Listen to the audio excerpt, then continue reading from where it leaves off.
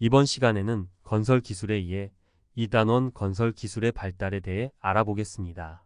지난 시간에는 건설 기술의 의미, 건설 기술의 특성, 건설 기술의 종류, 건설 과정에 대해 알아보았습니다.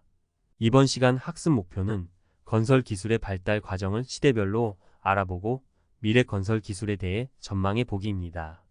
고대 건설 기술은 인간이 자연환경으로부터 자신을 보호하기 위한 집을 건설하면서 발달했습니다.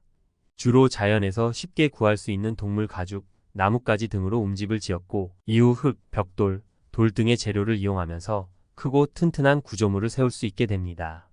고대의 대표적인 건축 구조물로는 그리스 파르테논 신전, 이집트 피라미드, 중국의 만리장성, 로마의 콜로세움 등이 있습니다. 중세의 건설 기술은 종교의 영향을 받은 건설 구조물이 집중적으로 발달했는데 서양에서는 기독교의 영향을 받은 로마네스크 양식, 고딕 양식 등이 등장했고 이슬람교 영향을 받은 건축물로는 인도의 타지마할 등 사라센 양식 건축물이 있습니다. 우리나라에서는 부석 사무량 수전, 불국사, 석굴암 등 불교 건축물과 향교 등 유교 건축물이 건설되었습니다. 로마네스크 양식은 11세기 유럽의 교회당 건축물에 유행했던 양식으로 돔과 원형의 아치가 특징이고 고딕 양식은 12세기 이후에 유행한 양식으로 높고 뾰족한 첨탑과 스테인드 글라스 창문을 사용한 것이 특징입니다. 서양 건축물의 특징으로 비잔틴 양식은 커다란 돔 구조와 실내 장식 모자이크가, 사라센 양식은 비잔틴 양식과 서아시아 양식이 혼합된 것으로 큰 돔 구조가 특징입니다. 우리나라 건축물의 특징은 불교의 영향으로 고려 시대까지는 외관이 호화롭지 않고 불필요한 장식을 제거한 사찰을 건설하였고 조선 시대에는 유교의 영향으로 서원과 지방의 향교가 건설되었습니다.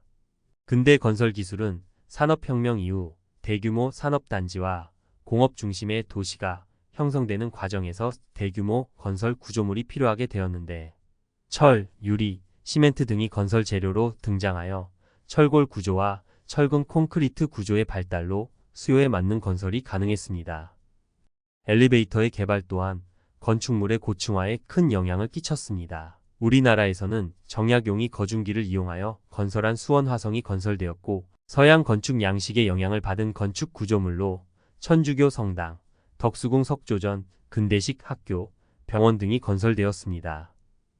현대로 와서는 새로운 건설 공법, 견고한 재료, 다양한 설비 등의 발달로 초고층화와 대규모화, 건설 시공의 자동화에 더해서 고강도 유리, 고강도 철근 등의 견고한 재료와 다양한 공법, 초고속 엘리베이터 등의 건설 공법으로 건설 구조물의 초고층화가 가능했습니다.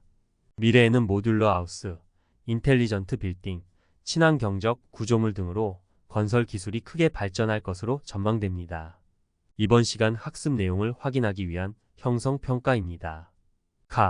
나에 해당하는 건축 양식을 바르게 짝지은 것은? 내 답은 4번입니다. 가에 들어갈 말은 로마네스크, 나에 들어갈 말은 고딕 양식이 맞습니다. 현대 건설 기술의 특징을 두 가지만 서술하시오.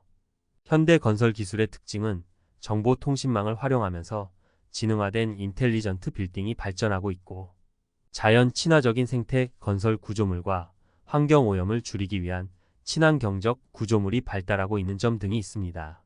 이번 시간에는 시대별 건설의 대표적인 기술적 특징을 고대, 중세, 근대, 현대로 구분하여 알아보고 미래 건설 기술 전망에 대해서도 알아보았습니다.